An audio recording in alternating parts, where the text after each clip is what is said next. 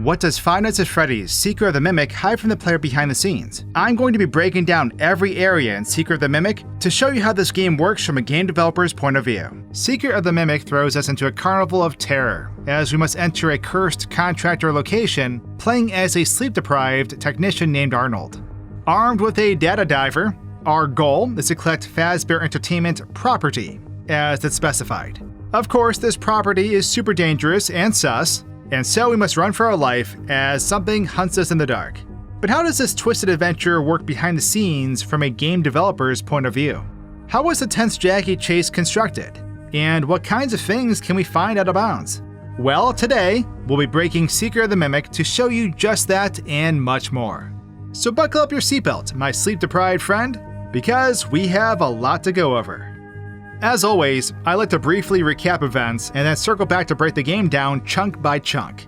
I'll just summarize each gameplay section as we get to it, and then switch over to game breaking for that section. So the game starts off with our player swerving down the road.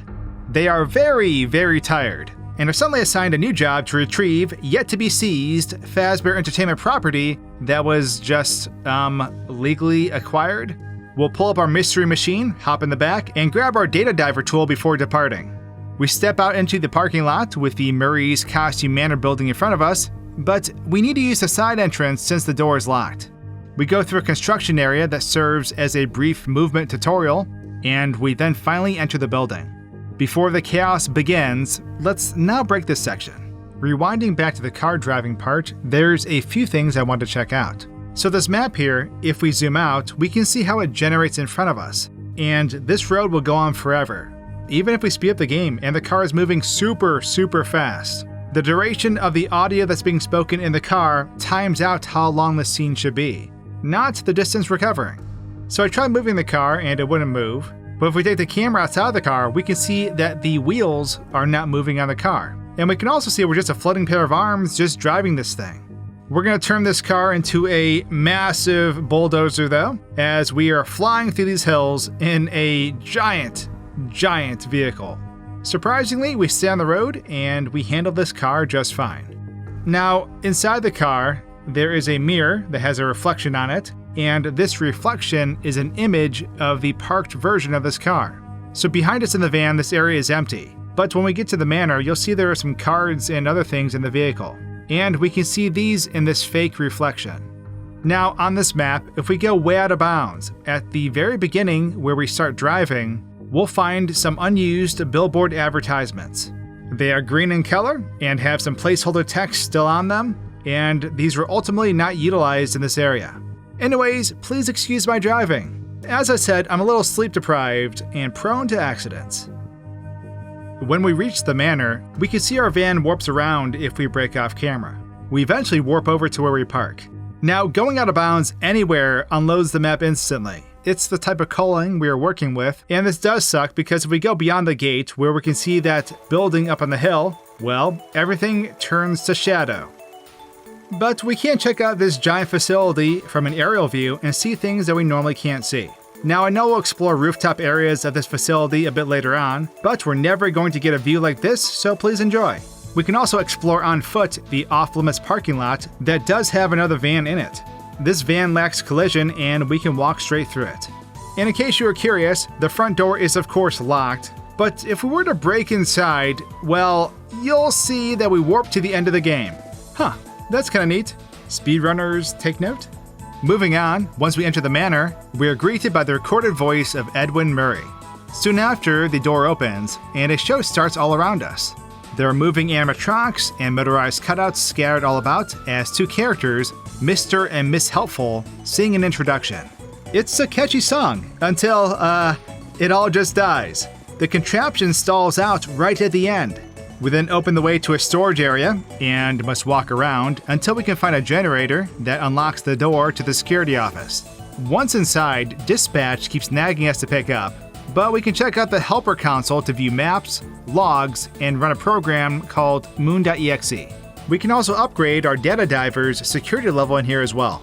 This is when dispatch drops the real deal on us, as they basically say, oh, by the way, there's a killer machine in there with you that hides in costumes. We are tasked with restoring the power, so we make our way back to the start, open the door, stare at the dead body shoved in this costume, and then solve the energy puzzle. After solving it, we get jump scared as something strikes the window and runs off, and thus now this area feels a lot more hostile. Let's turn back the clock now though. So when we first enter the building, we can see the entire outside world unloads, and the building populates itself slowly. Now the next room has a musical singing cast for us, and as the animation starts and the music begins to play, we can find Mr. Helpful is stored underground. Yep, he's right down here, and Miss Helpful can be found cramped up in here. When she retracts later on, they'll push her out of bounds right here. Now, I really like the performance of this part. I think it's really well put together, and watching all these animations from a different perspective is kinda neat, so please enjoy. I'll do a few close-ups here so you can enjoy what this has to offer before it all comes crashing down. Also, if we follow this tail and this bucket downward, we'll see it goes on for quite a while. That's one deep bucket. Now as we move on and we make it to the room where we restore the power, we can look at this dead body in this suit. And as you can see, it is not a full dead body, it is just an arm that is sticking out, and the rest of the body is missing. Now there's nothing too interesting about the puzzle, but I grabbed multiple pieces at once, so that was kinda cool. And that jump scare that I talked about earlier was actually our elephant boy. And we can see how he peers through the window, and then he'll run off. He essentially gets dragged around this corner, and then he'll unload shortly after. So next up, we make our way back to the security office. To learn, we need to retrieve the original schematics of Murray's creation. Or die trying. So we grab a hand crank, swallow our pride, and attempt to make our way to the warehouse manager's office. After cranking this door like Soulja Boy, the Kool-Aid Man will pop out while dressed like an elephant, and we must use the wind-up toys in the room to avoid getting jump scared. After evading the threat, we open the next door and make our way to a safe zone full of hallways.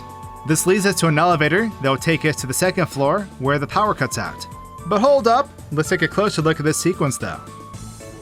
So to begin, storing or retrieving items into the inventory system is instant, and nothing cool happens. Sorry. Okay, maybe that's not true. Your character strikes half a T-pose while doing it. So if you bypass opening the fence, the elephant will still pop out and try to run after you. But of course, if the gate is still up and we warp across it, the elephant isn't going to be able to reach us. Also, the elephant is not in the box either when we start. They just appear there as soon as they break out. However, this elephant did not realize I was Dio though, and so we freeze them in place as they can't pursue us. I tried messing with them further, but the game put them back to normal. Okay, I lied. It didn't do it 100%, and now we have an eldritch wide boy lurking past the fence. Glorious! So before moving on, watching the elephant jump scare in slow motion is fun. And if we try to rotate the player, the elephant is going to try to move with them. But this is what the animation looks like in slow motion. Now let's proceed. Once we leave the elevator, we will need to go meet Jackie and crank her out of the box. This will give us a hand crank to use on the door. We can upgrade our data diver in a nearby room too before proceeding. And now it's time for a good old chase sequence. As we make our way down this hallway, we'll find a mail delivery robot called Digityper, who welcomes us. However, once we go back behind this generator, we'll see that Jackie springs through the door after disconnecting from the Jack-in-the-Box base. Jackie then goes on a rampage and clobbers Digityper before yeeting the robot through the wall. We now have to run for our life, but first, we fall. Jackie will appear in front of us, and as we race through this section, we will see them pop up in various locations, eventually ending up behind us at certain parts as their long arms shoot up past us. We'll throw levers as Jackie throws hands, clawing their way to smash our face in. We eventually smash Jackie with the door as we start this lawnmower like it's a Mario Party minigame. Jackie doesn't know I'm a Domination World Champion. This allows us to escape into the vents where we'll then fall. We'll run into Jackie again as the entire ventilation shaft collapses, thus throwing us back into the safety of the security office. Alrighty, it's time for the chase area breakdown. So real fast, taking the crank lever from downstairs and trying to use it upstairs before waking up Jackie does not work. It just vanishes from our hands when we try, but then it reappears when we drop it. We can watch Jackie pop up in slow motion though, which is really cool, because normally you're really up close to this and it usually startles you, making you kind of flail around a bit. But this is that animation. However, let's rewind real fast and take a look at Jackie inside the box, because that is something you normally cannot see. So Jackie is quite squished inside this box. This cannot be comfortable.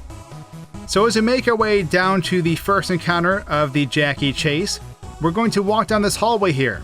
And I want to point out that these windows right here are not real. So it appears to be a 3D space. However, this is an illusion to help with game performance. So these window materials are utilizing parallax occlusion mapping, which basically ties them to the orientation of the camera's position and rotation. So as we look around, it looks like we're peering into a 3D space, but they are in fact flat, or at least curved. Flat and curved. Yeah. So this lets them create the illusion of a room full of 3D objects without having to load a room full of 3D objects. We'll come back to these a bit later because there's some funny occurrences with these. So next up, let's talk about how Jackie appears. So when we start that generator, we cannot see Jackie appear in the hallway. However, if we move the camera, we can see Jackie just loads in, and she is all sorts of stretched out. Her hands then begin moving towards the door, and then her head will follow afterwards.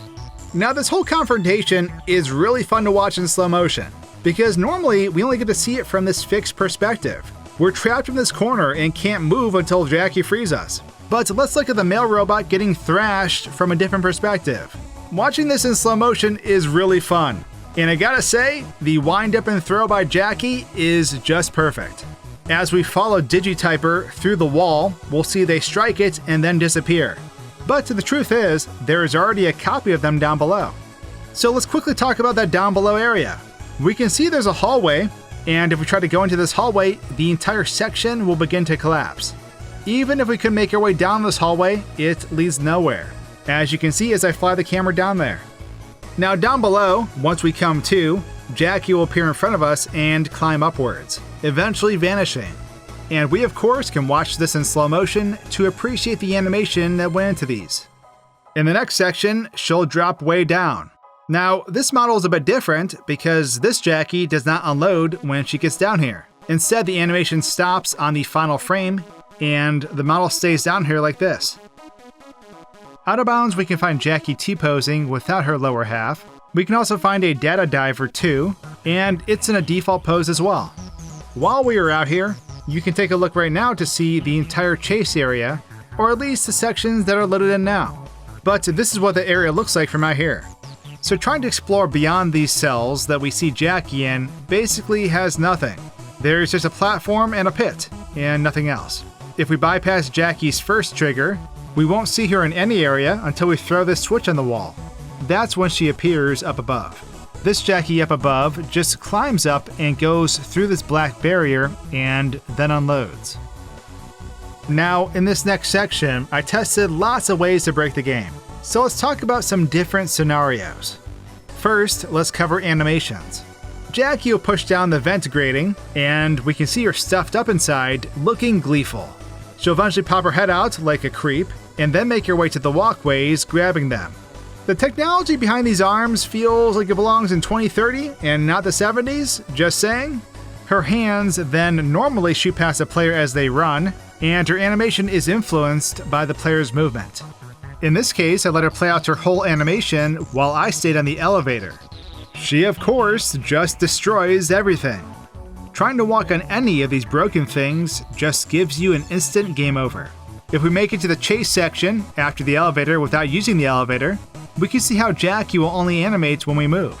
It's really trippy looking, and she will just snap to her critical points needed as we progress. This occurs because she was never summoned properly due to us bypassing the elevator.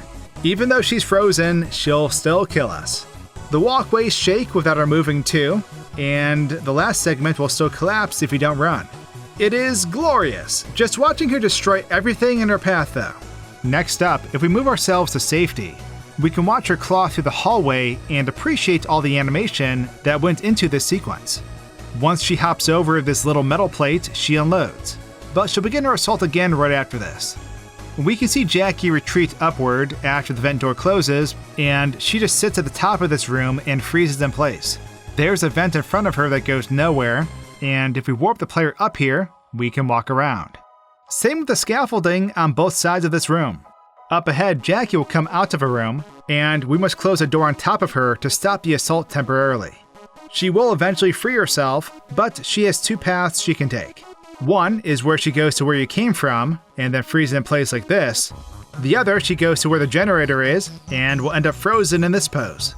If we get into the room before she spawns, we can walk around. None of the shelves have collision, and we can see the vent up above is fake. If you're anywhere in these rooms when she reaches her final destination, you'll instantly die. Which, yeah, totally sucks. In case you were curious, Jackie's jump scare takes place out of bounds. So when we die, we get warped out here for the animation to play out. And that's why the background turns black.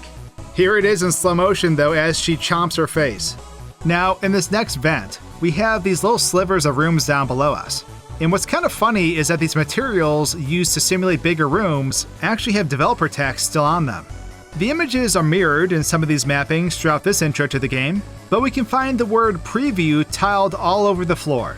So this was never fixed. And you can actually see this in game without hacking the camera by looking through this vent cutaway here.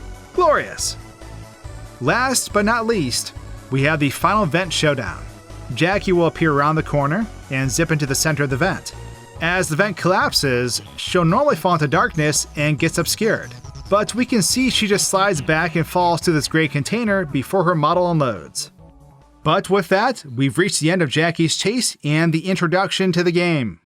So after evading the clown and waking up in the safety of the office, dispatch informs you of another upgrade station nearby. Heading back to the Manor's entrance, you'll restart the welcome show using a computer. And luckily, it doesn't go all Charlie and the Chocolate Factory this time. The stairs will pop out as intended, which grants you access to the lobby. Yes, we've already been through a full circus of terror, and we've only now reached the lobby. It's going to be a long day. Continuing forward, you'll find a broken down elevator that needs fixing, and when returning to the instructional tape, the Mimic begins roaming this main area. After avoiding them and grabbing the tape, you'll follow the instructions to repair the elevator, which can take you upstairs. I'll stop the recap there for now, so let's jump back in time. So with the lights now on, we can take a much better look at this area. The room is full of vibrant mascots and illustrations, and I imagine this place would be a great hangout without the shape-shifting mechanical nightmare constantly on your tail. While the cheerful mascots are disarming in theory, that doesn't make this any less terrifying, especially knowing they could activate and begin chasing you at any moment.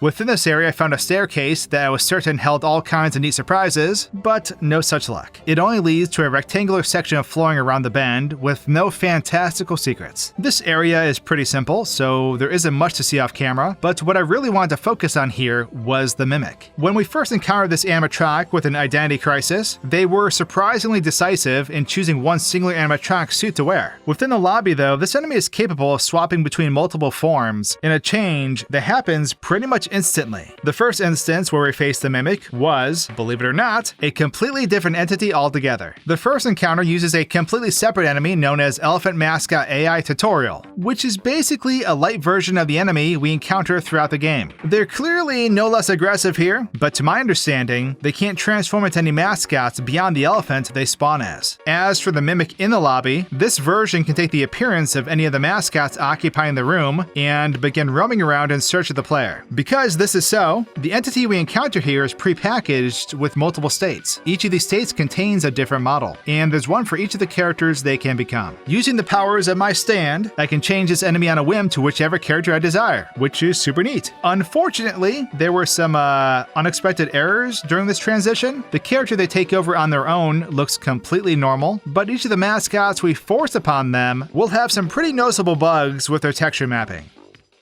Some of these characters look even more horrifying this way, with the textures of their suits being turned inside out, or even replaced using the wrong character. Of all these characters, Birthday Puppy is probably the most nightmare-inducing. I don't think I need to explain why. Since I'm sure some of you are curious, when the Mimic changes costumes in this area, we can see from another perspective that they'll actually disappear from the map. I don't know if they're being moved elsewhere or temporarily unloaded, but after a short while, a dormant mascot in the room will then be activated. Now up ahead in this back area, there's an elevator with an uninvited guest jamming up the gears. Taking a look inside shows us that this elevator does not have the best safety rating. Matter of fact, it's not even real. From inside, we can see straight through into the elevator shaft and the gears turning beneath it, which is great for maintenance work. It's just not so good for practical use. To get a head start on that pesky Mimic, I made the 300 IQ play of just straight up deleting the elephant mascot's head. I may have overestimated the helpfulness of this choice though, and the gears were still stuck, despite the the obstruction literally not existing anymore. Unfortunately for me, I deleted more than just a harmless elephant noggin here. I ran back into the lobby and faced the mimic again, grabbing the tape and returning to hopefully get things moving. But I have completely stunted myself on this one. The tape plays unhindered, and I can power the machine off and on like usual, but the head must be removed in order to continue. I sadly can't do that anymore, since the mascot head was erased from our plane of existence, meaning my game was effectively soft-locked. By warping the player through this corridor up above, we can still get the crank and return with a collectible. But until my previous save is loaded, this elevator is as good as useless. What I thought would be a cheeky shortcut turned into several minutes of running around.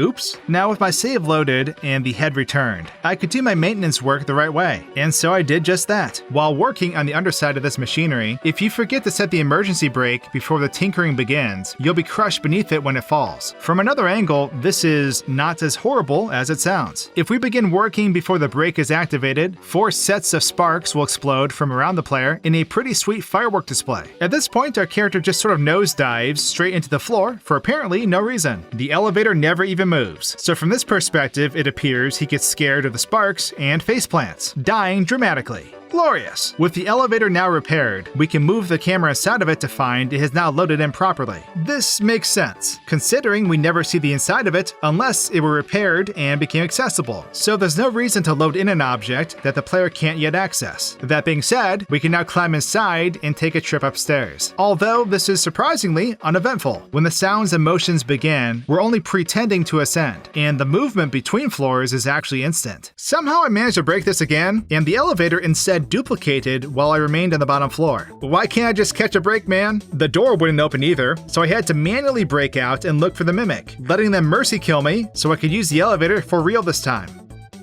Back into recap mode, we'll head through some hallways leading to Big Top's showroom. I hope you like these honeycomb puzzles because today they're the chef's special. After solving it the first time, the power comes on, and we'll meet our new pal, Big Top. The player must now solve 3 different minigames: breaking this clown's teeth, shooting targets, and finally, shooting targets, but in space. After each minigame, the power is switched off and Big Top becomes weirdly obsessed with tickets. That means we'll have to head back and power things back up with a honeycomb puzzle. All 3 times a minigame is beaten. Hitting the jackpot using our tickets at the prize wheel, we'll go upstairs to see that Big Top has escaped. Once again, we'll put a pin in the recap and jump back in time. So when I first entered this area, I found a door that I couldn't access at the time. Removing this door revealed, surprise, another door labeled warehouse. My game did not like this, and the map behind me unloaded, which led me to falling into the void for eternity. This is not what I intended to happen, but hey, you win some, you lose some. Since we're talking about inaccessible doorways,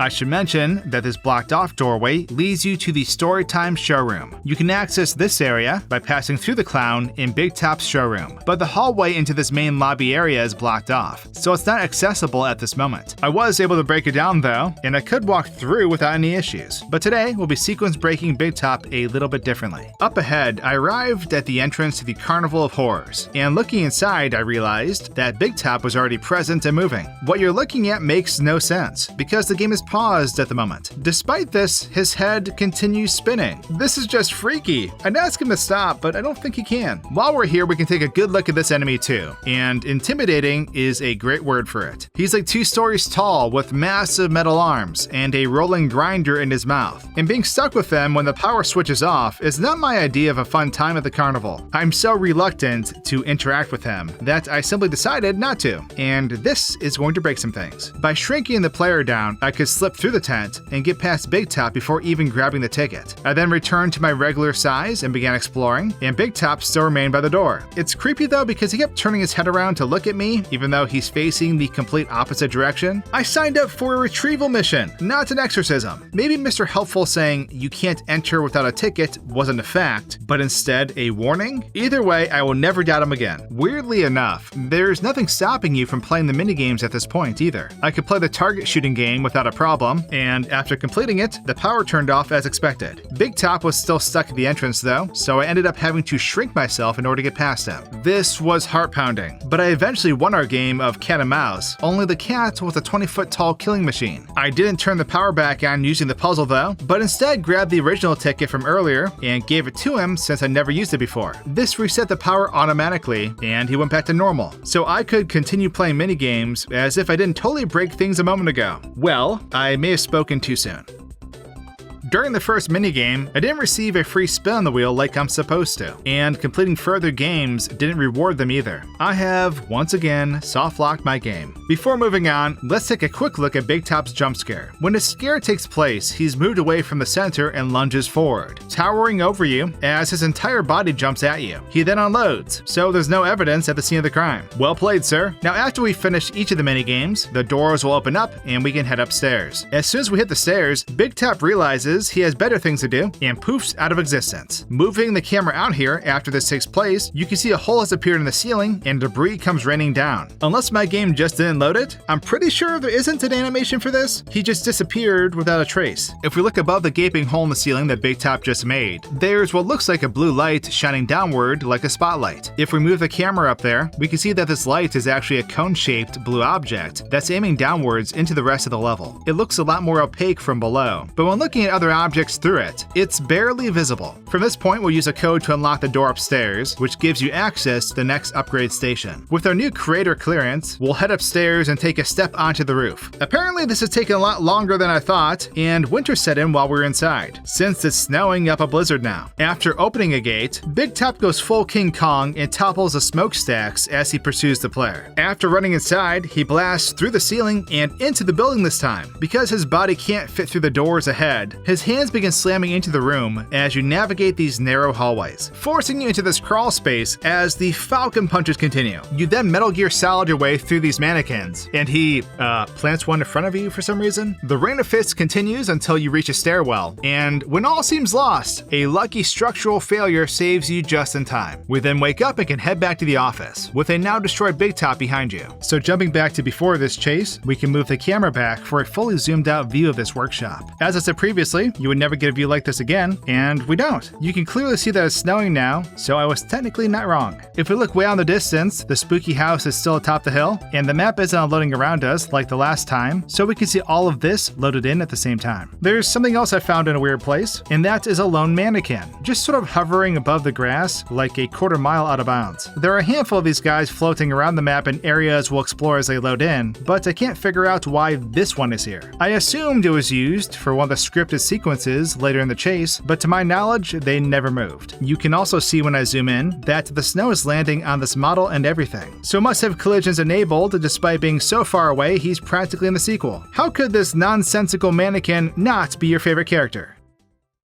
When returning to the workshop, I noticed something a bit strange about the windows again. These are usually out of your sight, but from out here, the factory looks a bit 90 degrees off, if you were to ask me. I don't know what in the Willy Wonka is happening in there, but it's definitely not OSHA approved. I'm not sure if you know this, but driving a forklift up a wall is surprisingly difficult. But with that said, it's time to start the Big Top chase. After the button is pressed, Big Top appears behind the building in front of us in this climbing pose. When he starts climbing around the corner, he looks like a massive spider. His real scale is a lot more apparent now that he's literally scaling a building. This sequence has a lot more impact when you see the carnage he's causing along the way too. When you head inside, he blasts through the ceiling and jump scares you if you aren't fast enough. But how does this look off camera? Viewing this from another angle, Big Top blinks into existence with destruction on his mind, lifting his left hand up and then slamming through as he dangles from the ceiling above. We're now face to face with the monster, who just hangs out until we either leave or get jump scared. There's something funny about his jump scare here though. When this sequence takes place, there are two very strangely posed mannequins at the base of his body where we can't see them. Big Top himself is standing upside down with his hands holding him up, looking between his legs in a pretty goofy pose. Not as goofy as these two though. I have no idea what their deal is. Now, when we run downstairs, Big Top stops outside the door because he's just too big to chase us inside. So he instead deploys his army. Literally, these hands that drop down through the ceiling are copies of Big Top's body with the wooden structure and shutters, but there's only one arm attached to it. A lot of these will spawn in as we continue forward, but there are some already loaded further ahead in the map, although you can't see exactly where because this next section is not yet loaded in. While checking this out, I located a red tile platform hidden out of our sight. This flat object is lined with a grid, and each square measures at 100 centimeters. This object is white boxing,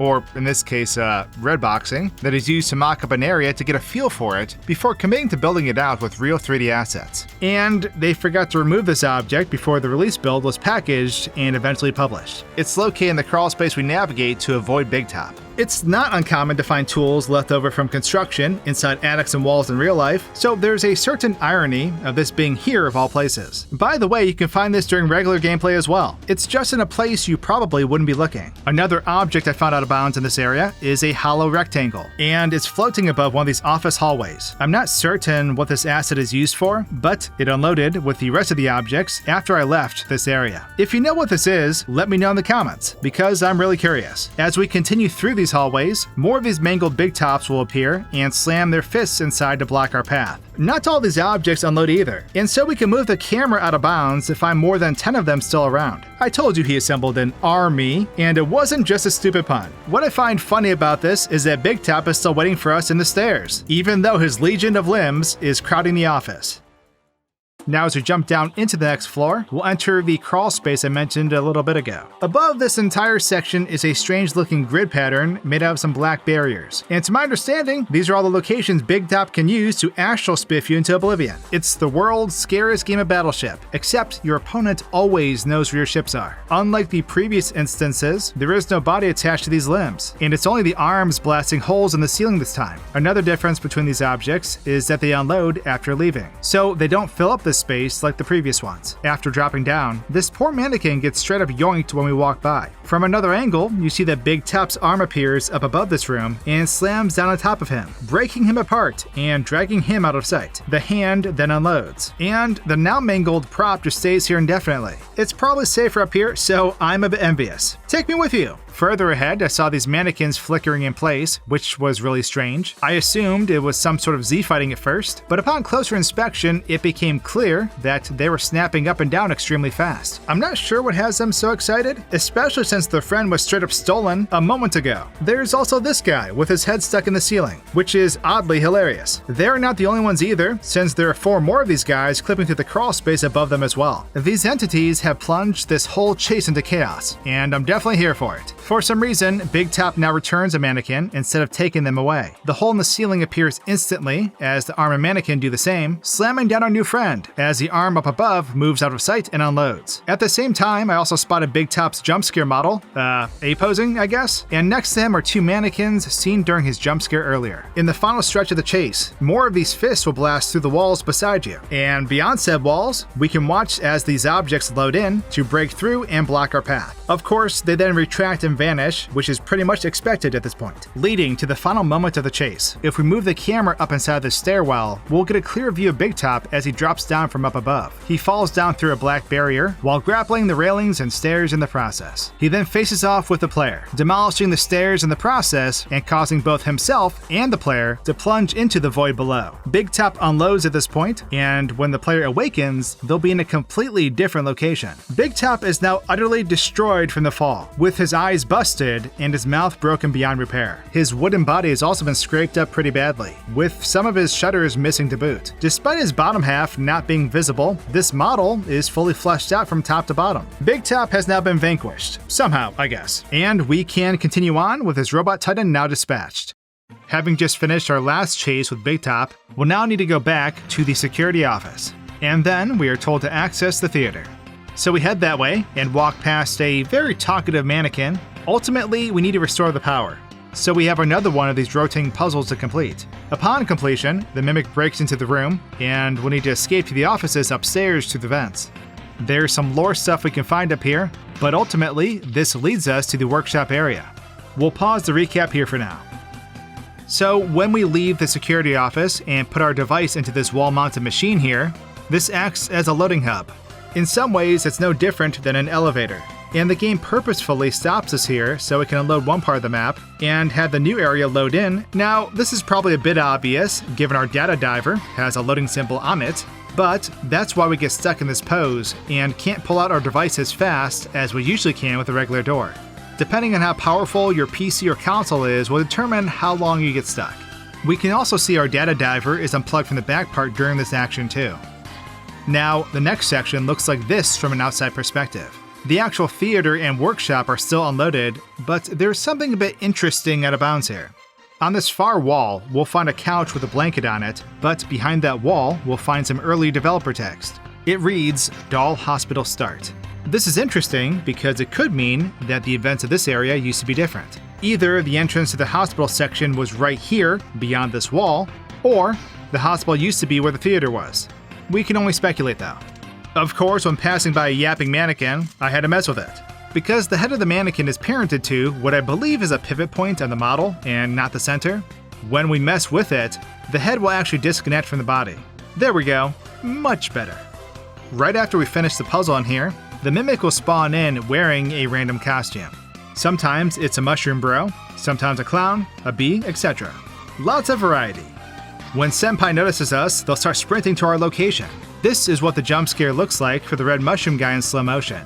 The second they touch us, our arms unload, and their jump scare triggers in real time at the location we are standing. They basically just pop up and grab us, and when their animation is done, they unload and our arms reappear. Side note, the faces on these guys just make me think of the Clancers from Mischief Makers. Here's another jump scare though. This one is the Jester dog thing. Is it a dog? I have no idea. This dirty naked shroom can't get me though because I turned off my hitbox. So he just sort of flails against me. We can also drop the mimic off the map if we step out of bounds in any capacity, because it will unload the room we were in. Huh, I guess the bee can't fly. If we warp to the starting point of the mimic, we can also watch them load in like a second later as they eat our face. Glorious! So now we're going to move on to the workshop. In this area, the player essentially needs to rebuild a Springlock suit. We can make our way to the assembly area, where Miss Helpful will push to talk us to death, and we then slam our diver into the computer to get started. In this area, we will need to find 5 different pieces of Captain Springlock, with each piece being hidden throughout the workshop. The arms and legs can be found on the ground levels, and the head can be found dangling from the second floor. After all of these pieces are assembled, and the mimic hasn't ended our existence, we can encourage the suit to cheer up with a controlled shock. We can now climb inside this thing, somehow, and harness its power. So the first thing I noticed about this warehouse while flying around was this. Now, you might be thinking, wait, what is Portrait of a Lady as a Vestal Virgin by Angelica Kaufman, 1781 to 1782, doing in a place like this? Good question. I have no idea. My lady got cropped, thrown in a frame, and then turned around to face a wall. Disrespectful to say the least, but now canon to the world of FNAF. Later on, we can find this same asset used in the theater, so we now know at least this painting isn't an original. As we begin to piece together our Build-A-Bear Gundam, I will say things are certainly a lot easier if we just become a ghost and grab the parts. The mimic can't run through walls, but I for sure can. What I found interesting is, if you try to grab the head from up above before it gets lowered, dropping said head from up here will just unload the head entirely. The only way to get the head to reappear is to leave this area and force the map to reload so it will respawn. So something else that is neat is that beneath the ground, we can find a fully assembled version of the Captain Springlock suit. My hunch was that after we lowered the suit to the ground, that this model will be swapped out with the one we just built. But that's not the case. They are linked somehow though, which I'll show in just a second. So in case you were curious, this is what it looks like to climb inside the Springlock suit in third person. We can see our character just shoves in one of their arms, and it clips through the outer part of the suit's arms, while the right arm just fits in off camera. I don't know how our player steps into the legs so easily, but they do. You'll notice when the chest cavity opens up, that down below, the chest cavity will open as well. So the actions from above also influence what's below. When we gain back control of our character, we'll see the bottom half of the suit unloads. Our left arm defaults to a T-pose, and the head and right arm also remain.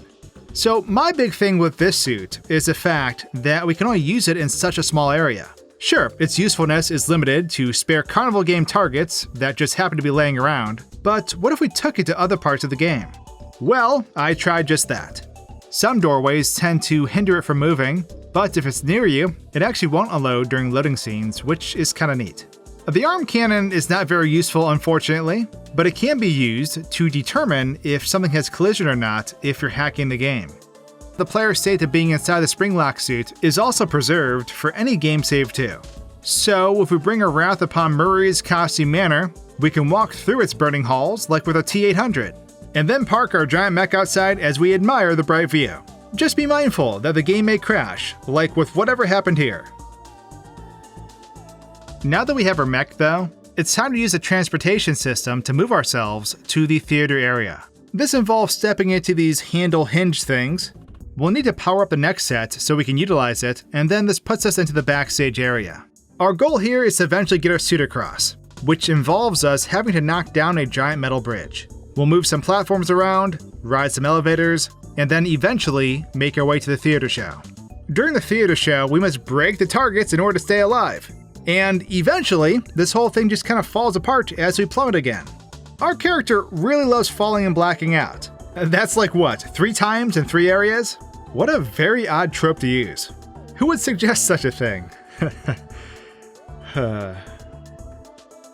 So let's mess with this theater area now. So first off, when you grab onto these transportation devices, we can see how this transition happens. We get grabbed and pulled upwards, and then we'll immediately just load in on the other side. When we enter this next room, the mimic is actually frozen in place until we move to the middle of the room. We can see them frozen right here, and touching them will kill us. But the second we move past this area, they will unfreeze and start hunting us down. Moving on to the next room, it doesn't have too much to show off despite its size, but there are a few things I want to mention. For one, the giant pit in the middle of the room cannot be fallen into through normal means. However, you may find it interesting that there is a death barrier. We can even see it if we shoot our balls down there. See it skipping off? That's death. Falling in like so will actually kill you when you reach that point. I guess that makes sense since that's an off-limits area meant for later in the game, so it'd suck to fall down and trigger an autosave down there. As we come around behind the stage area, we'll also get startled by Tiger Rock, who will appear in a flicker and then vanish. Trying to slow this down really doesn't do a whole lot because they instantly appear in normal gameplay too, but we can at least take a longer look. Now up above, I think I broke something. Can someone call maintenance? Oh wait, that's me. Yeah, so the magnetic platform mover has definitely seen better days. When you pick up a messed up bridge piece and move it, placing it will keep its collider still rotated, so you can't walk on it. Something tells me this isn't going to pass the inspection. But enough messing around here. Let's head over to that theater now. So let's start off by showing you what this theater looks like from different angles. Checking out the show from down below is quite enjoyable, mainly because you're normally so far away from where it's all happening. There's also a lot of charm put into this part too. If we look below the stage area, we will see tons and tons of objects stored down here. From characters to targets, there's a lot. So let's take a second to look around all these objects. All these different characters that are stored underneath this set, because quite frankly, there is a ton to see. So I hope you enjoy these close-ups. The same goes for above the theater too.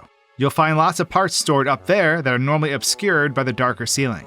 Something funny that can happen in this area is if you have a handheld collectible and you enter the Springlock suit, and then get into the lift. The item you are holding will now float in front of you and obscure your sight when you're looking down at the show. There's no way to drop the item either, because the lift places you into a player state where you can no longer exit your suit. So, enjoy the show, I guess. If we take our suit down below into the seating area, we are able to walk around and explore. But we have to be careful not to walk into the mannequins. It will cause us to unload the room and fall right away, which isn't fun. We can also walk around the stage a bit, but we have to stay on the front part. If we try going to the back part, where the performers are, we're going to plummet and the show will unload. This starts everything over from the beginning. Now this part didn't make a whole lot of sense to me, but the puppets on the sticks will kill you if you don't shoot the targets. They pop up to block your shots too, but they're just kind of floating. I don't get how these little plushies kill you just by wiggling in front of you, but this is what that jump scare looks like. They also just retreat down below your platform and unload. In case you're curious, there is a data diver machine across from us, but no matter how hard I tried, it would unload every time I tried to go up to it and use it. This machine gets destroyed during the play, when Foxy eventually drops down from up above in the crow's nest. Foxy will then get shoved up in the ceiling, which looks uncomfortable. Things will progress as we shoot targets, and Foxy takes a tumble down below. A big present will appear on the ship, but if we take a look inside, we'll see it's the gift of oxygen. How thoughtful. Rocktopus then drops down from the ceiling, and we must shoot his tentacles. We can see how they retract under the map as they are defeated. As the theater starts combusting into wooden explosions, we'll see Rocktopus fall down and crash through the stage. our end is truly drawing near, and we can take a peek down below the stage to see where all the props have once again gathered. As the emergency system yelps at us and chaos ensues, the platform we are on will eventually begin to fall. Our character will raise their arm up during this fall, and this normally happens so fast. But if we slow it down to a crawl, we can see that after the fall, the platform will reset back up above as the next scene loads in. And that's the final curtain call. But with that, that's everything I found in the theater area. Next up, we have the recycling center, and a very peculiar nurse to mess with. So we had just got done dealing with these pirates who we had taught a valuable lesson. At least, that's what the achievement says. Coming to, this nurse bot comes rolling up as it runs a whole diagnostic on the suit we're in.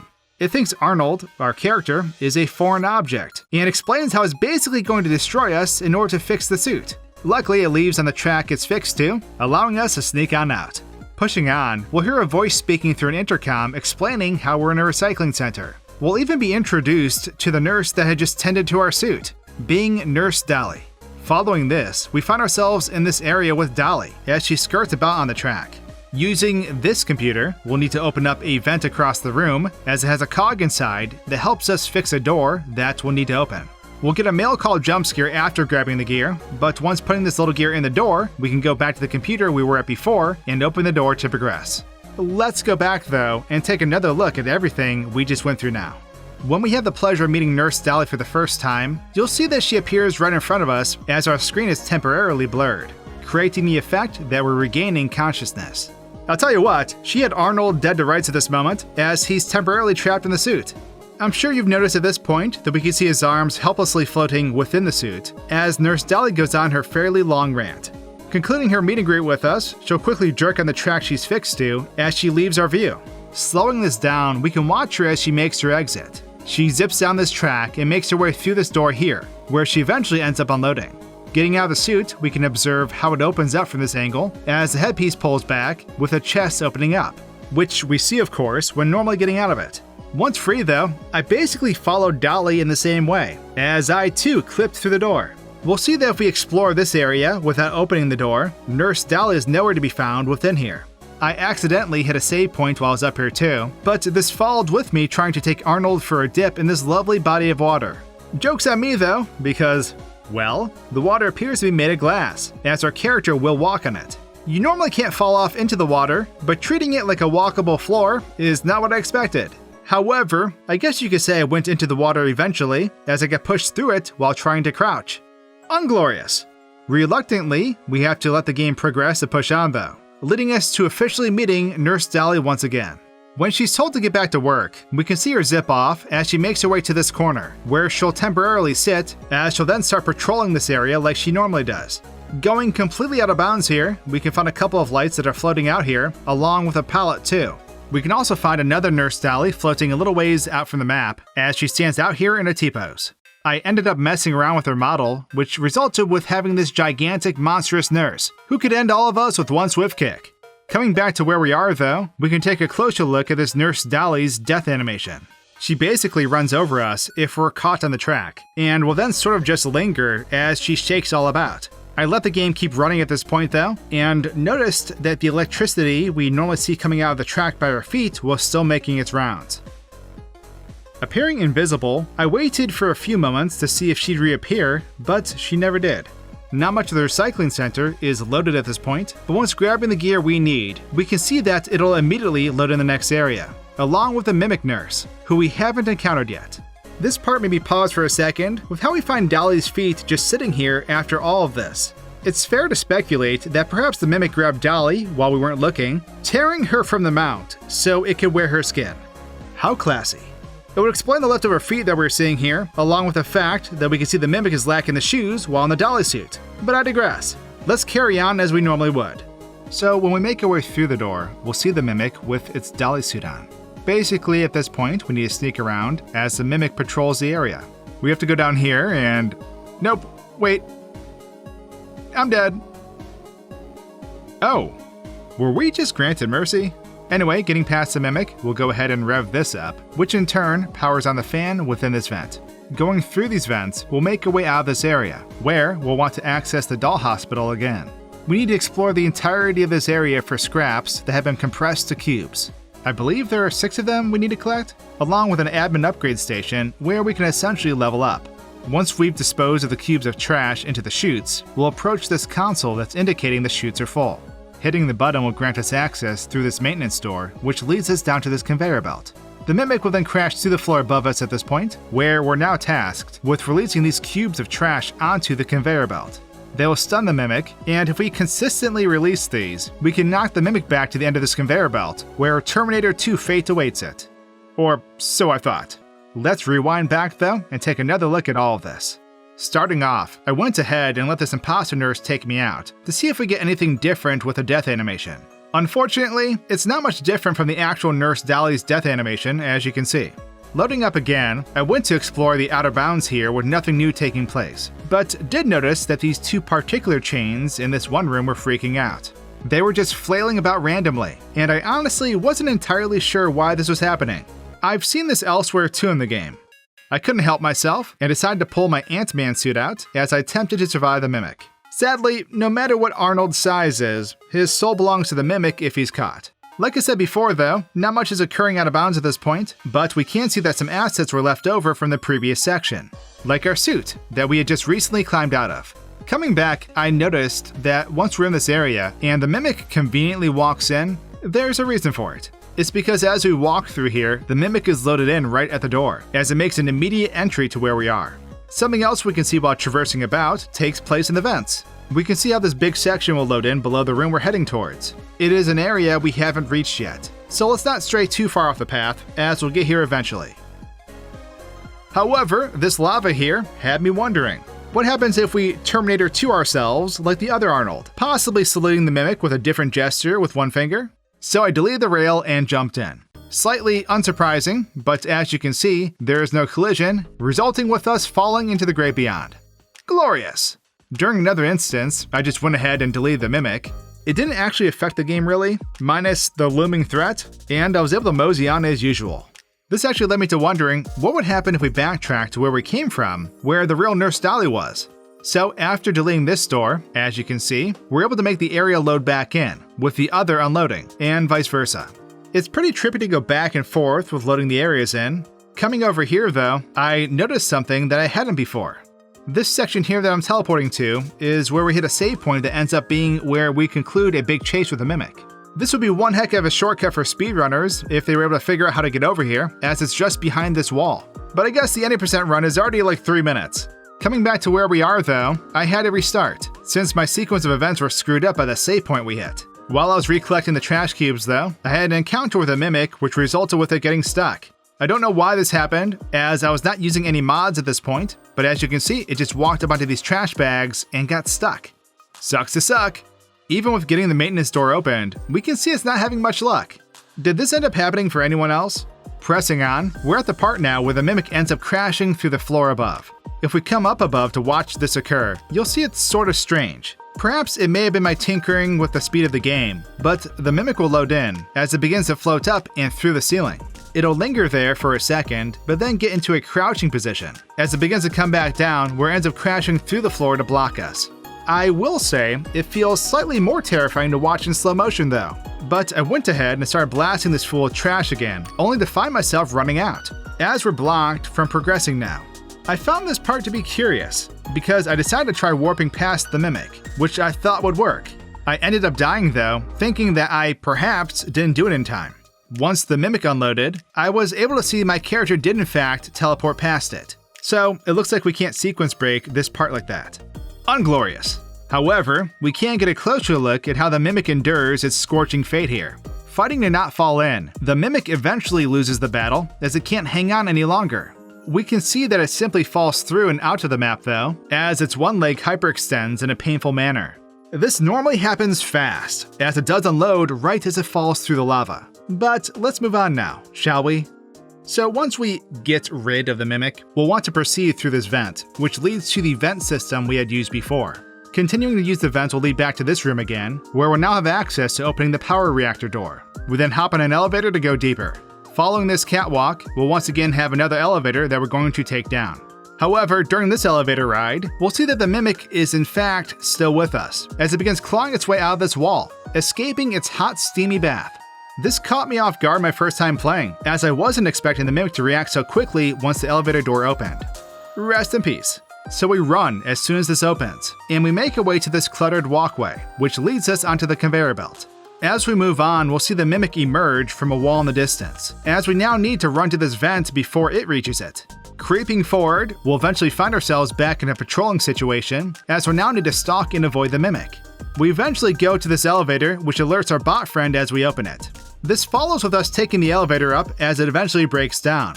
We're tasked with fixing it, which doesn't take too long, but when we get going again, the Mimic pulls a fast one as it drops down from above on top of the elevator. It'll begin striking the elevator, as we need to fix this dang thing again, but with a time limit now.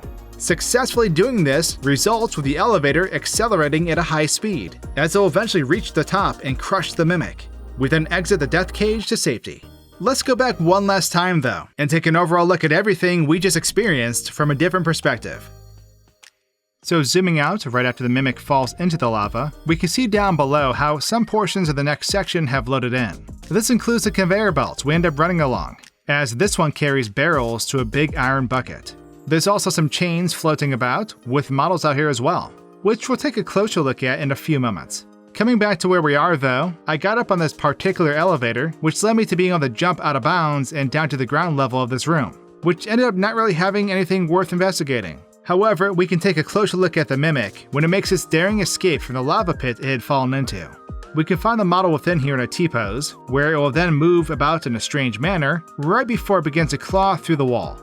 The lava is intense looking in this view, and it was cool to get a close-up look at this mechanized marvel while all this took place.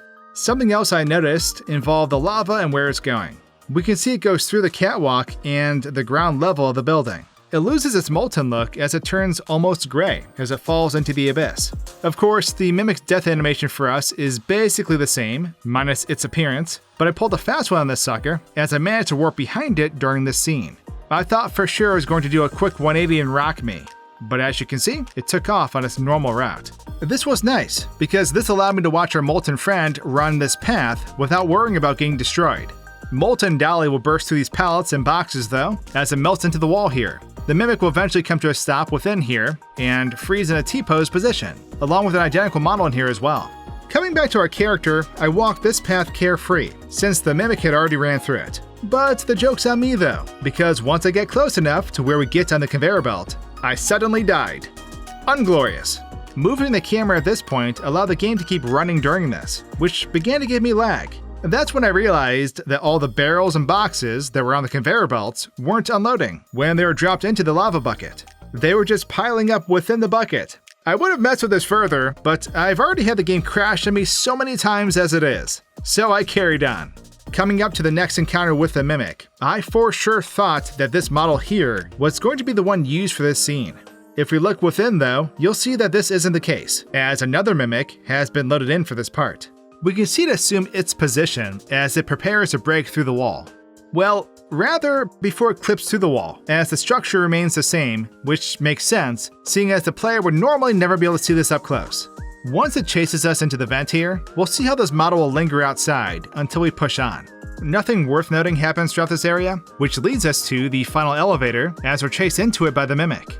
Just like the vent we escaped through a few moments ago, the Mimic will linger here as well, and even continue to do so as the map unloads. You'll notice that the room we eventually escape to from the elevator is actually not as high up as you'd think, given how long the elevator appears to climb while playing normally.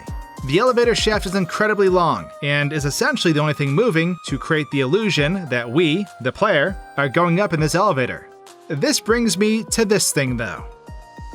There are multiples of them scattered throughout this section we just went through, but I'm not entirely sure what their purpose is. If I had to speculate, it looks like a burning cutout of Nurse Dollie making a pose, like when a cartoon character bursts through a wall. Perhaps it has something to do with how the Molten Mimic spawns in, as I noticed it does spawn just parallel to the cutout when dropping down on the elevator. I'm just not certain. Definitely food for thought though. Like I said, the Mimic will just appear when dropping down on top of us, making it the fourth Molten Mimic we've technically encountered. I tried being a sneaky sneak here though, and warped my way out to the elevator while the Mimic was on it. This gave me the save point here, but once I let it play out, you can see the Mimic still manages to destroy me. Rude. This led to a funny incident as I reloaded the game. Coming back, you can see I got the save, but looking in the elevator, we can see the Mimic is definitely active, as it continues to strike the elevator continuously. I'd say it's just mad, but it ain't got no feelings. Or does it? In the normal sequence of events though, we can see as we're approaching the top of this elevator shaft that the Mimic makes an escape here. It happens fast, as I imagine a lot of players miss this. This is slowed down of course, but we can see it crawling out in a creepy manner right before launching off the elevator. It goes to the wall here as it makes this magnificent dive to safety, disappearing right when the elevator comes to a stop. But with that, that's everything I could find hidden in the recycling center with Nurse Dollie. In the journey to retrieve the Mimic and its blueprints, Arnold will have no choice but to brave the scariest thing imaginable, a roller skating chicken. With Dollie, now a molten pancake, you'll once again return to touch base with Dispatch. We are now able to access the admin wing, and so we'll cut through the warehouse where a roller skating chicken bursts out into sight. Chica now rolls around this huge room, hunting for the player as you locate pieces needed for a flow puzzle. I know it's still the Mimic, but they're only using the Chica suit for this segment, so that's what I'm going to call them. Once complete, the gate is then powered on, and you can continue forward to another crane puzzle. You'll move these obstacles around to create a path forward, eventually reaching the stairway on the other side that leads to another Tiger Rock jump scare. We'll stop the recap there for now and start over at the warehouse. So the first thing I wanted to do when coming back to this warehouse area was get a good view of the area from another angle. This room is packed literally to the ceiling with pallets, boxes, and various catwalks. This can't be a very successful business though, since every single box in this building is completely empty inside. There's also this trolley that can take you between the base floor and the walkways up above, and they've definitely seen some things. The only other thing I found in this room that caught my eye was the office we can see from down below. But it's only another projection and not a real space at the moment, so I feel a bit cheated. What I'm most interested in though is this wooden crate labeled Party in a Box. During our regular playthrough, Chica blasts through the door and then starts wandering the area. If we take a look inside, we can see the chicken already waiting there. But at the moment, she's frozen in this pose and won't move until the sequence is triggered. Speaking of which, it's time to unleash this feathered nightmare. When the player enters the warehouse and walks close enough to the Party in a Box, Chica blasts through the door like Shrek when All-Star comes on. This sequence takes place in the blink of an eye, and Chica is now free to skate around the warehouse without anything stopping her. Except for me, anyway. I wanted to try messing with this sequence a bit, and so I chose to delete the box around Chica to see how this would affect this scene. Unfortunately, in the process, I accidentally dropped her into the endless expanse of space. When I approached the box, it still exploded though, but there were no rollerblading Chicas to be found. The game may have despawned her because she left the currently loaded map area, but I definitely ordered chicken with my warehouse, so I had to bring her back. I didn't reload my save though. Instead, I went back to the storage room and then re-entered the warehouse. And when I showed up, she was in the room already and dancing like a maniac. At this point, I did some closer investigating with this enemy, where I discovered she has more than one costume. As I had mentioned previously, the Mimic can don a variety of costumes during our time in the Manor, which is why they're packaged with multiple states containing these different models. Chica, on the other hand, can't, at least as far as I can tell. So you may be surprised to find that this enemy has an alternative character state containing Captain Springlock's model. This is obviously a little bit broken, since this character's feet have been moved up to his knees while he slides around. Not to mention Chica's textures are still applied to this model, so I'd hardly call this Captain Springlock either. This is a new character I unofficially deem Captain Partybeard. So with the area reset and Chica in her container, I put some of these boxes in front of the Party in a Box to see if we could stop her from leaving. When she broke the door down, she started hitting some crazy Fortnite dances, but she never tried chasing me. Even after I removed these crates and stuff, she still couldn't move, and she couldn't jump scare me either. Before moving forward, I also expanded the trolley. And this ended in disaster, because it was so big, I could walk onto the ramp up above and it would lift me up. Apparently this top railing is too high up, and the warehouse despawned in the process. This sent me falling to my doom. Moving on to the crane puzzle ahead, there really isn't much to see here since the doors and windows don't lead anywhere, and there isn't anything happening behind the scenes. I had to break something before leaving though, and so I moved the crane controls on top of this hammer obstacle to see what would happen. After dropping the crane, it lifted this segment with me on top of it and stopped at the ceiling. I could walk around on it unhindered, but I somehow died to the hammer guys, even though they weren't moving. I didn't feel like doing this entire area over again, so I made some changes to this map. By that I mean I turned these stairs into a giant bridge so I could simply walk across. This worked a lot better than I expected, and I even did a similar method for getting to the stairs on the other side. By doing this, I never used the crane controls even once, and still got over here. At the top of the stairs, we can move the camera ahead before entering the next room, and in doing so, we can watch as Tiger Rock appears in front of you. He unloads quickly since this is just another scripted jump scare, but rest assured, we'll be seeing a lot more of this giant feline in a little while. Moving on, you'll take a lift down to the admin wing, where an animatronic cupcake is standing guard outside the door. When you enter the door ahead, you'll arrive in this office area, and Chica makes another appearance to throw a wrench in things. These cupcakes will sound the alarm if you don't give them space, and this leads the Turbo Chicken directly to you. If you reach the stairs, you'll enter this lobby area where you can finally obtain executive clearance, giving you access to the office ahead. Behind a hidden entrance, you'll find the security office, and you'll have to close the door quickly to stop Chica from running you down. Once again, we'll put a pause on the recap and head back to the start to the admin wing. So when we take the elevator down, we'll pass by this doorway where we can see an elevator inside. This is a room we'll actually be accessing later on, but for now these windows are only displaying a projection of it. We can actually break one of these windows and look outside the level, seeing that no part of this room currently exists beyond the walls since it's unloaded. Continuing forward, the entrance to the office has a door inside of it that's blocked off. I removed the crates blocking it and broke down the door, but once again, there's nothing beyond it except empty space. In front of the real door, there's a first of many cupcakes standing atop of a chair. These critters will begin alarming Chica to your location anytime you approach them, and this is surprisingly funny in slow motion. They kick their feet and spin around whenever active, and there are multiple instances where its eyes will cross and look incredibly goofy. I admit, I stayed here longer than I should have, freezing time to see the multitude of goofy faces. In every case though, this character is the epitome of no thoughts, head empty, and we love them for it. Something you may have not known is that these characters have a jump scare. If you walk into them at any point, they will instantly kill you, which honestly surprised me considering it's just a little cupcake. When the animation starts, the cupcake instantly appears in your face, leaning back a bit and then jumping forward at you. Their eyes are fully apart when this happens, and I have no idea how this attack manages to kill you. In the office ahead, Chica begins patrolling the area shortly after you step inside. There's a trigger just beyond the doorway that activates her though, and until you hit it, she actually doesn't move at all. At this point, she's hidden just around the corner and frozen in place, only starting to move when the player crosses the trigger. Something I find cool is that the doorway directly to our right could have saved us a ton of trouble, since it directly connects to the elevator room we're heading to. Both ends are blocked by either some boxes or electronics, but if we remove the doors, we can see that it leads straight through. I tried to walk through it, but there's actually a barrier in place that I wasn't able to remove, so I couldn't skip this section even if the doors were wide open. I was, however, able to walk between the walls. I despawned the level this way though, and fell forever, so probably not a good idea. There's another doorway that we can't access, and from our usual angle, it's only a hallway shrouded in complete darkness. By breaking inside, you'll see that there's an open room on the inside, occupied by a single machine against the wall. And we'd never see the inside during a regular playthrough. We can follow the hallway to another barricade too, although we're viewing this from the opposite side this time. This is also cool because Chica can't form a path into this hallway, so she just fumbles around instead.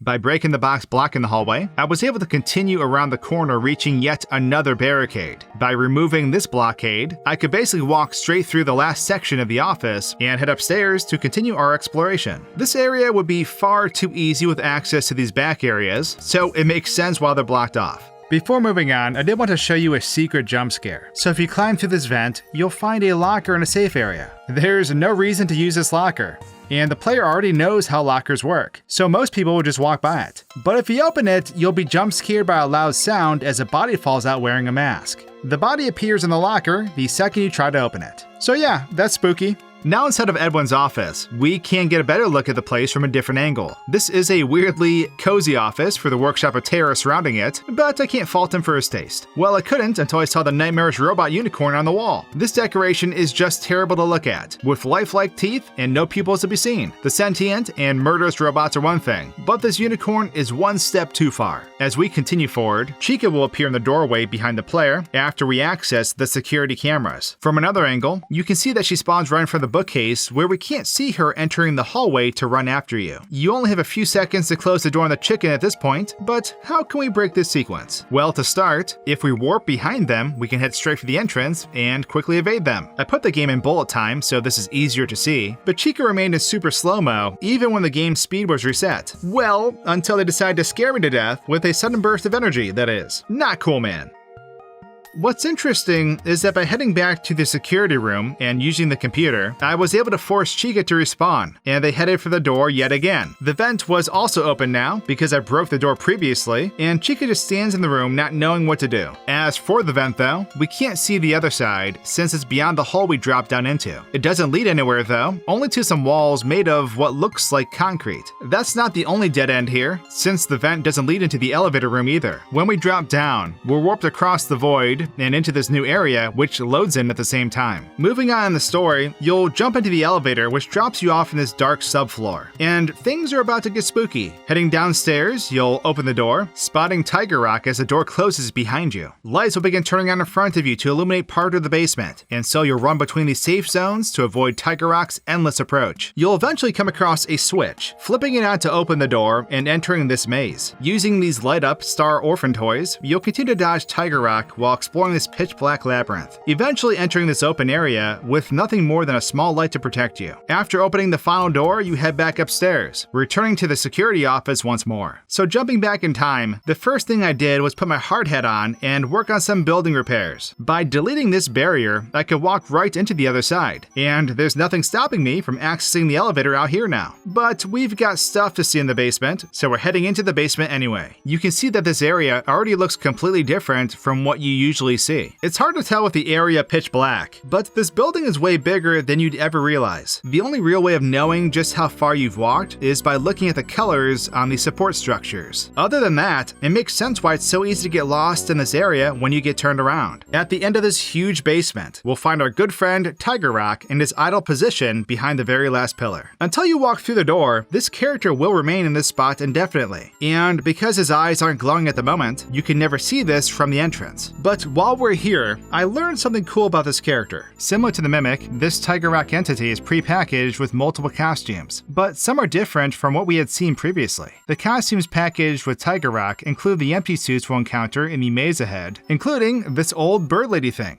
Of course, the textures are all messed up, but that's the price you pay for breaking games. Now, as soon as the player walks into the basement, Tiger Rock warps all the way to the entrance from the hiding spot in the back. Before entering their domain though, I was curious if they could travel into ours. After deleting the doors, Tiger Rock will still activate, and we can step back into this open area. As you can see, the freaky cat was able to tag along like this was a daily occurrence. His AI doesn't recognize the lights up above as a viable safe spot though, so while we can stand in place and wait him out for a while, he'll always reach you eventually. Back into the basement though, this is what Tiger Rock's movement looks like with all the lights turned on. When the player leaves the light's safety, the white tiger closes the gap by teleporting closer, each time a little faster than the last. With the lights disabled, it was nearly impossible to beat this section though, since I had no idea where the lights were, and I had no chance of outrunning him.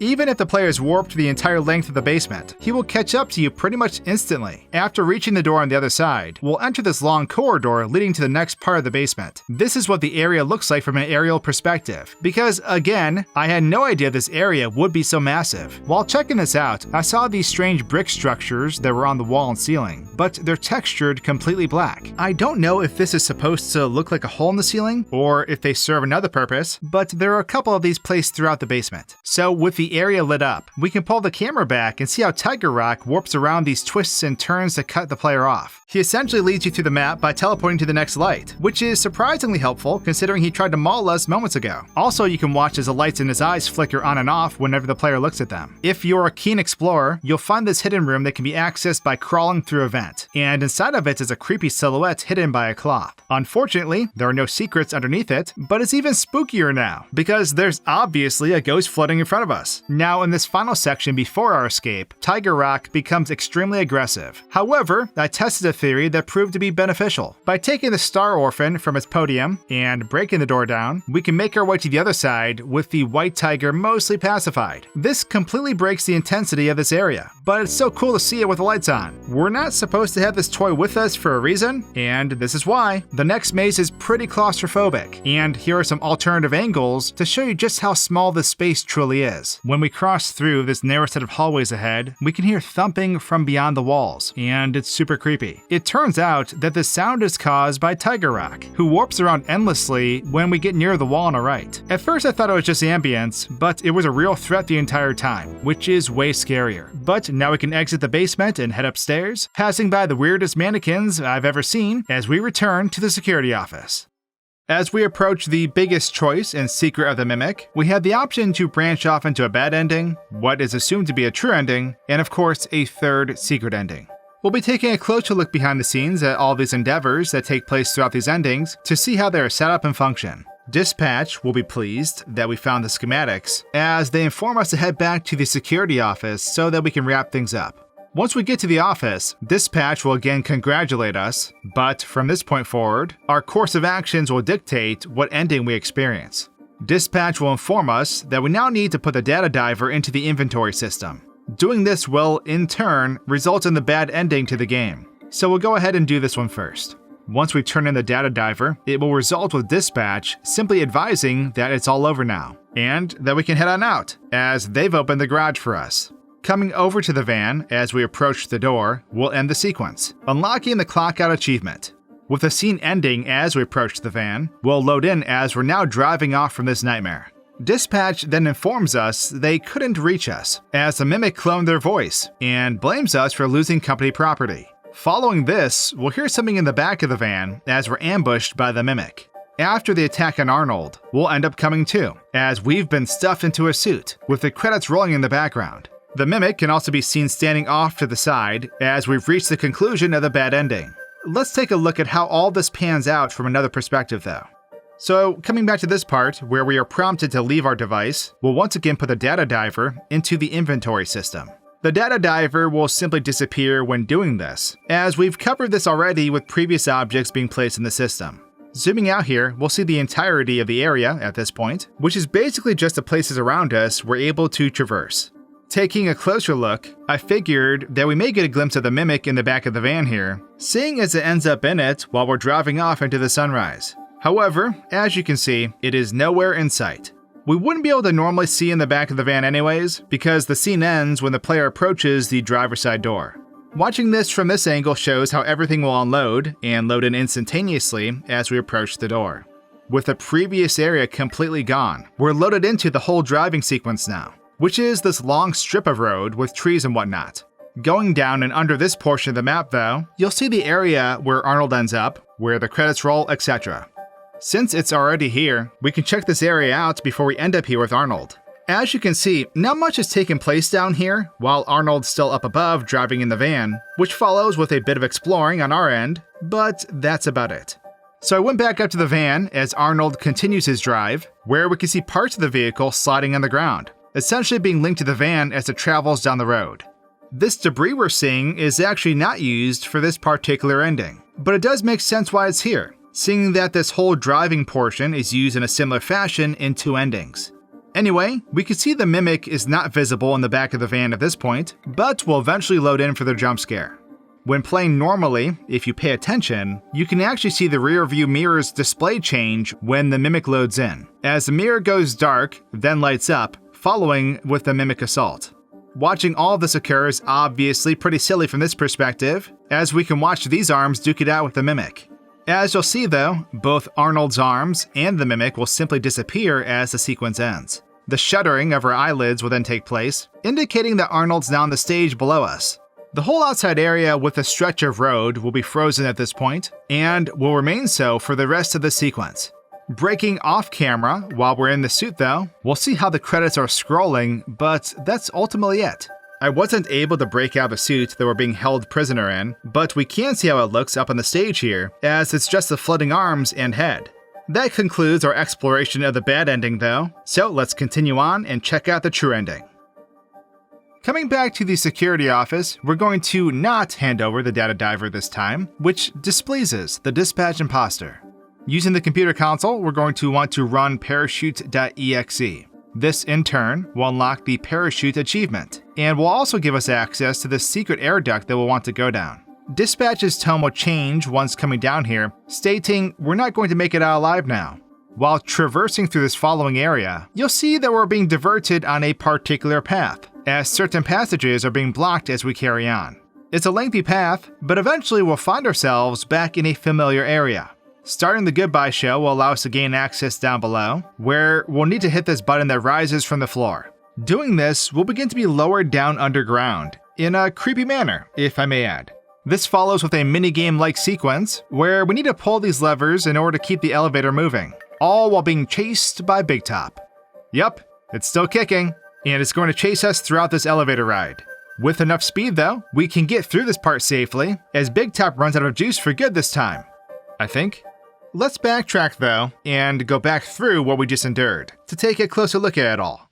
So as you saw, we have to run this parachute.exe in order to have this couch grant us access to the ventilation shaft. When I was opening it, in this particular instance, I noticed that something was going on outside the door as well. So after deleting the door, I came out to investigate. I realized what I was seeing was a portion of the level loading in, which is tied to the path we just opened and need to take for the true ending. It even interacts with us, as this particular gate activates to block our way, all while not technically being in there. It was curious that I could see this from the door of the security room though. Did any of you see this load in like this during your playthrough? Obviously, this makes sense with the whole path loading in, as we'd normally be dropping down into it at this point. I was just surprised that this portion was visible from the security room. Moving on, going through this whole area with the gates that close on you led me to deleting them to see if they went anywhere. Unsurprisingly, it leads to nowhere. Same goes for all the other paths that end up being blocked by gates and debris, as you'll see how they all lead to an empty void. Pushing on though, we'll be able to see how the next area loads in as we progress through the vent. It's the area where we need to start the goodbye show. Once the player starts the show, we're able to see how the elevator shaft is loaded in below, along with what appears to be a textureless model of Big Top that's floating out here. I'm not entirely sure what purpose this has out here, seeing as there's another Big Top over here chillin', as it awaits for us to use the elevator and begin the chase sequence. Taking a wider look at everything that's currently in game, I ended up seeing some white specks in the void. Going in closer reveals that one of them is the intercom mic from the security office, with the others appearing to be random lights. Getting back on track, I activated the elevator. During this, you'll see how the goodbye show area will unload, as we're now in Big Top's sights. I had to change my view at this point because I couldn't tell which gears were locked on the elevator. This led to taking another look at the random Big Top that's floating out here, as it's clearly more frightening in the normal view. The entire chase is pretty cool to check out from these perspectives though, as the game speed is crawling at the moment, but Big Top does end up catching me here. Because of how I was using the camera though, as I switched back to Arnold, the death animation was glitched and caught me off guard with how aggressive it looked. Unglorious. After being traumatized by Big Top, I had to reload, and then I attempted to delete it out of existence for the crime I just committed.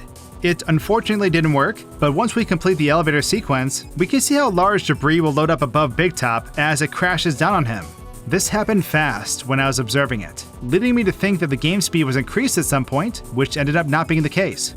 Regardless, that concluded this elevator scene, but I did attempt to go out of bounds over here, seeing as it looked like an area I could explore. Very quickly, I found this to be a mistake, as the floor unloaded as I warped to it, resulting with me forever falling into the dark void. On that note, let's now continue on, shall we?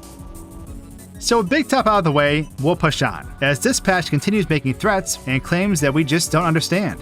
Even the Cleanovac isn't fooled by this imposter. Take a listen. Why don't you trust me? No!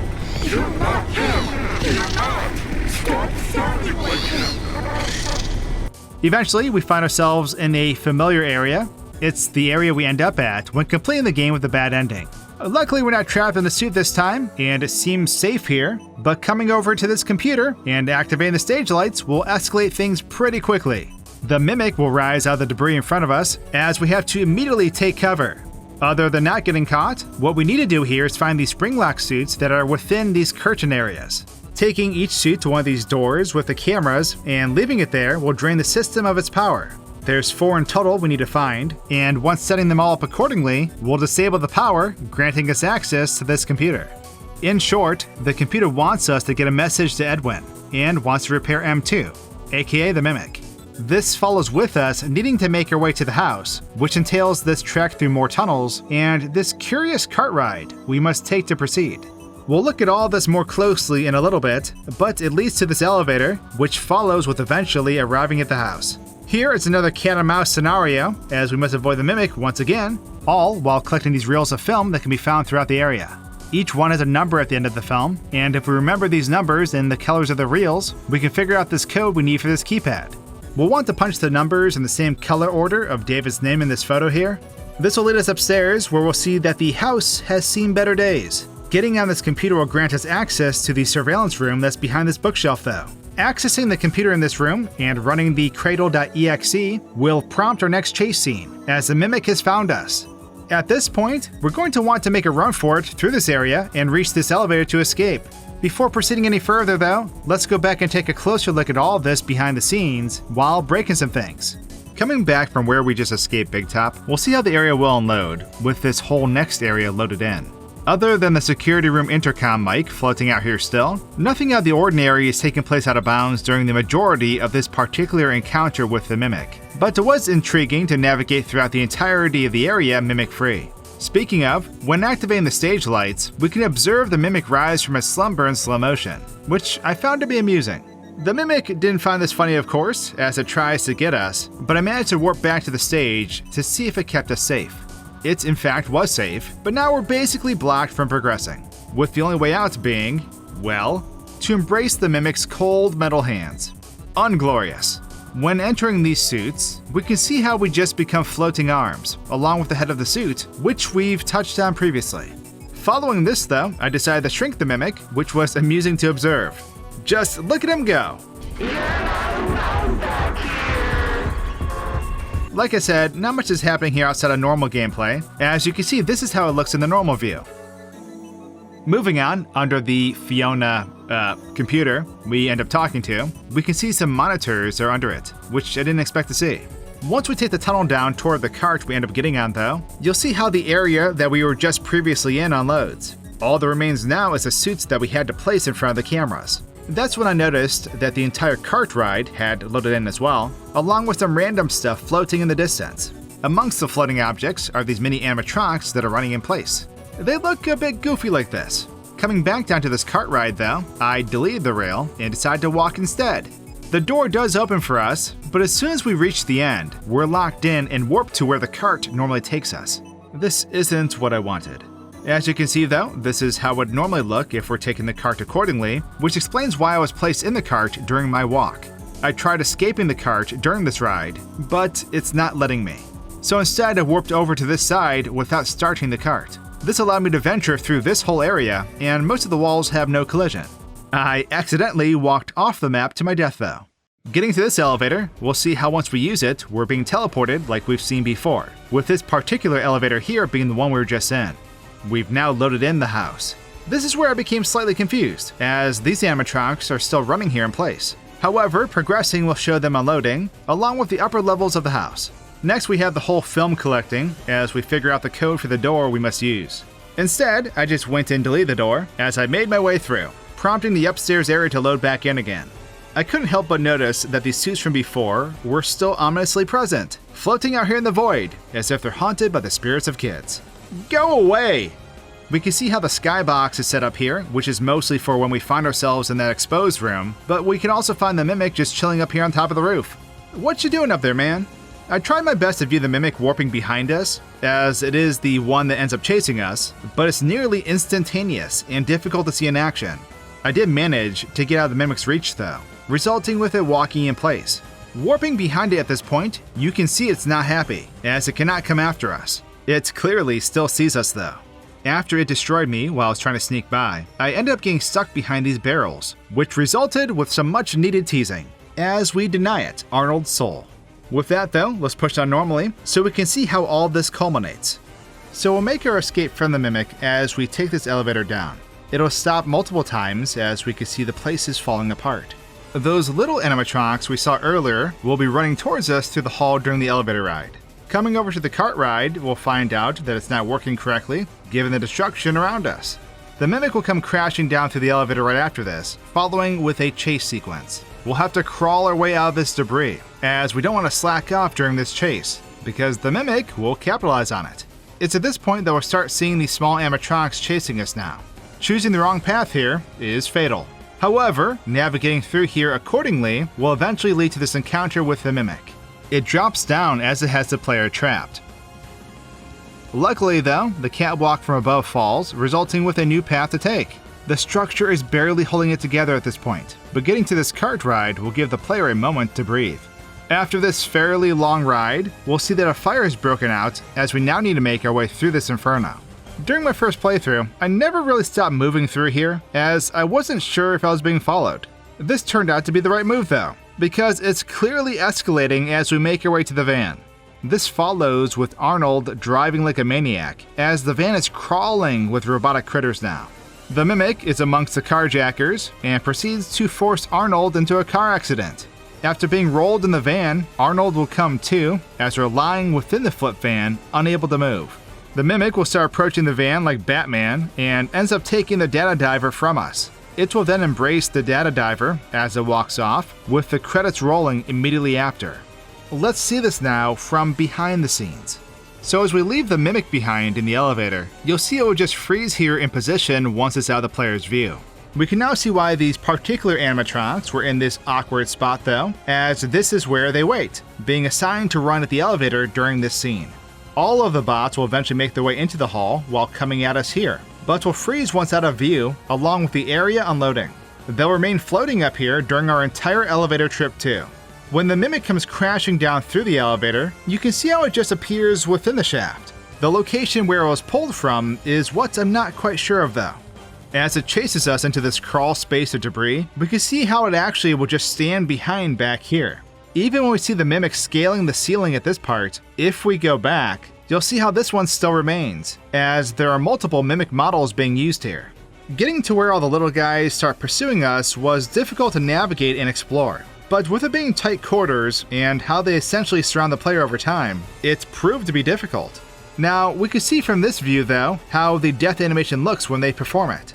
They'll all just sort of stand around after the player's death, as this allows me the time to find them all scattered about in this area.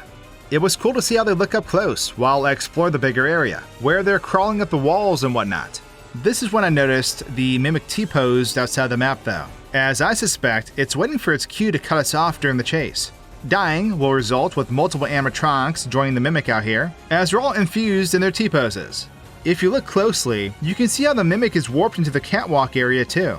When the catwalk saves us and comes down on the Mimic, it falls and freezes just above the lava here, where it remains indefinitely, at least during this chase. Once we get on the cart ride to escape though, we can see how all of our small robo-friends are already loaded in, making for a peculiar sight. It was neat, however, to see how this particular track continued on out of bounds, with this dead-end track out here. Perhaps it may have been a scrapped idea that involves a cart ride going on a little longer? Just a thought, I suppose, but once the cart ride ends here, we'll see how the entirety of this area will begin generating in. This is where we can see the whole facility now, as there's not much else to see outside this aerial view. Inside though, we can see how the little bots are frantically running about, as some of them run on loops. They'll run their designated route, which ends with them warping back to where they started, just to repeat the process. At this point though, I try to come over to this area with Arnold to see if I could play with our little bot buddies. I was able to break through, but was only able to walk so far before clipping through the floor, being forever lost in the void for the millionth time. Moving on though, you'll see that getting to the van and the transition that takes place with this view is near instantaneous, with the bots loading in a second later. Watching them load in, we can see how they appear all at once. Even the Mimic's up above the van, floating as it awaits its cue. I must say though, watching the entirety of this whole scene from this perspective was a trip. One by one the small guys will unload, as the Mimic ends up being the only remaining bot left. When the Mimic made us roll the van, it was pretty cool to watch in slow motion, with all the debris floating about. Eventually the van does vanish during this crash, as the one on all four wheels appears again? This confused me at first, but after thinking about it, I believe the screen is normally blacked out this time, which would explain this brief moment of driving, seeing as it does immediately change into the flip van in a short time. Of course, now we can see why the van debris has been tied to the vehicle in every instance we've seen it, as it's used for this particular scene. The Mimic will spawn in at this point and proceed to snatch the data diver from us, which just appears on our person when it goes to grab it. However, once the credits roll, the Mimic will vanish as the van proceeds to drive away. This driving basically continues throughout the entire credits. We can see how the level generates, like it did at the start of the game, essentially creating a never-ending road for the van to drive on. The bad ending area is here too, along with those signs, but that's pretty much it. However, it's now time to take a look at the secret ending though, and the moon area before it. Now, in order to get the last ending to the game, you need to collect all 25 collectibles and then finish the moon.exe program. This can only be done in New Game Plus. You've probably seen a few number locked doors in the game at this point, which contribute to your total collectible count. I'm not going to cover all the collectible locations, nor the moon.exe solution, since you're not here for a completionist guide, and it would take a long time. But there's one area that's really interesting that introduces us to a new antagonist.